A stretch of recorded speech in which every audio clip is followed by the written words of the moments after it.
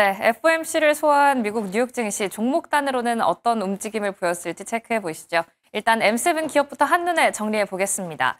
무난했던 FOMC를 잘 넘기면서 7개 기업들 전반적으로 혼조세를 보여주고 있습니다. 하지만 엔비디아 홀로 정말 강한 약세를 보이고 있는데요. 엔비디아는 개별적으로 악재가 나왔죠.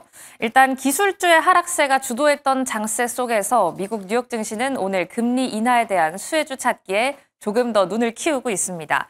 앞서 보셨듯이 다우지수만 상승하고 S&P 500과 나스닥은 하락한 하루였는데요. 기술주에서 소매 업체들, 그러니까 중소형주 단으로 수급이 좀 옮겨가면서 금리 인하 수혜주를 점점 찾고 있는 눈들이 커지고 있다라는 겁니다.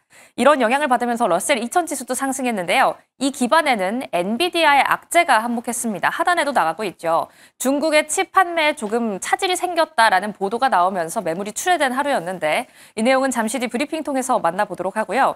이런 소식에 금리 인하까지 더해지면서 오늘 중소형주가 얼마나 활발히 움직였을지를 알 수 있는 러셀 2000 지수는 강보합권으로 장세를 가져갔습니다.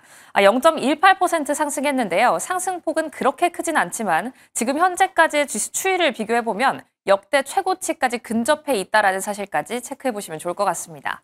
그럼 다음 장 통해서 전체적인 상황도 함께 열어보시죠. 오늘의 히트맵 상황입니다. 맨 왼쪽 중간에 있는 엔비디아와 브로드컴의 하락세가 조금 더 기술주의 하락을 주도했던 장이었는데요. 오늘 오라클을 다시 한번 좀 쉬어가는 장세를 연출했습니다. 하지만 증시 전반적으로는 초록불을 켜고 있다는 부분을 확인하실 수가 있죠. 앞서 구글 같은 경우는 약보합권으로 장세를 가져갔는데 페이팔과의 인수 계약 소식이 나왔습니다. 페이팔은 급등한 반면 구글은 좀 심심하게 움직인 하루였네요.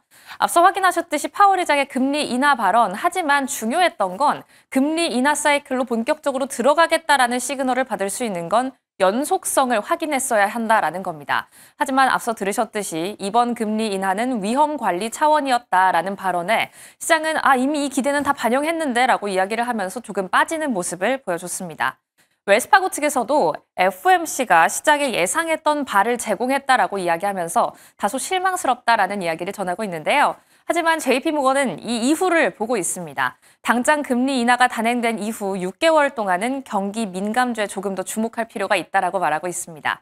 일단 간밤에 어떤 섹터들이 좀 움직였을까를 보면 금융주부터 소매업체, 그리고 태양광, 그리고 리조트주들이 관련주들이 강세를 보였으니까요. 오늘 하루에 강세를 보였던 섹터들을 체크해보시면 좋을 것 같고요. 그럼 저희는 다음 장 통해서 엔비디아 이슈 체크하러 가보시죠. 엔비디아 연이은 하락세를 면치 못하고 있습니다. 오늘도 2%대 2% 넘게 빠지는 모습을 보여줬어요. 일단 간밤에 업데이트된 소식들 체크해보고 주가도 확인하고 현재 일주일간 어떤 이슈들이 엔비디아를 흔들었는지까지 확인해 보도록 하겠습니다. 간밤 젠슨왕 CEO는 이런 언급을 남겼습니다. 중국 너무너무 실망스럽다. 내가 이렇게 중국을 좋아하는데 나에게 이럴 수가 있느냐라는 언급을 내놨는데요. 그 이유는 어제 이 뉴스가 나왔기 때문이죠. 중국 당국이 바이트댄스, 우리에게는 틱톡으로 조금 더 인식이 편할 겁니다. 바이트댄스와 알리바바 등등 여타 중국 기업들에게 엔비디아의 칩에 대한 구매 금지를 내렸다라는 이야기 때문입니다. 젠슨왕의 중국 사랑은 참 유명하죠. 하지만 이 같은 사실이 전해지면서 젠슨왕 CEO도 실망감을 감출 수가 없었습니다. 간밤 엔비디아의 주가 간신히 170달러 선을 지켜내는 모습입니다. 2% 정도 하락을 했는데요. 일주일간 추이 한번 비교해 보시죠. 가장 떨어지기 시작한 부분이 중국과의 노이즈가 있었던 9월 15일부터입니다. 그럼 9월 15일부터 지금까지 어떤 이슈가 있었는지 한번 확인해 볼까요? 타임라인 체크해 보겠습니다. 일단 9월 15일 중국 당국 측에서 엔비디아에게 반독점법 위반에 대한 발표를 하게 됩니다. 엔비디아의 한 기업에 대한 인수가 불공정하다라는 건데요. 좀 웃긴 건 이 기업이 이스라엘 기업입니다. 그런데 이 기업을 인수할 때 중국과 한 가지 약속을 한 거죠. 인수를 하고 투자를 할 때 중국의 기업 화웨이와 원활한 협력을 해라라는 조건을 내걸었는데 이걸 잘 지키지 않았다라는 꼬투리를 잡아서 불공정하다라고 이야기를 한 겁니다. 그 다음 날인 9월 16일에는 이 수요가 저조하다, 중국 내에서 엔비디아의 저가형 칩에 대한 수요가 저조하다라는 보도가 나왔습니다. 파이낸셜 타임즈의 보도였는데요. 알리바바부터 텐센트 그리고 바이트댄스까지 주문을 회피하고 있다. 그러니까 잘 안 사고 있다라는 겁니다. 역시나 중국 당국의 규제나 압박이 없었다라고 말하긴 좀 힘들겠죠.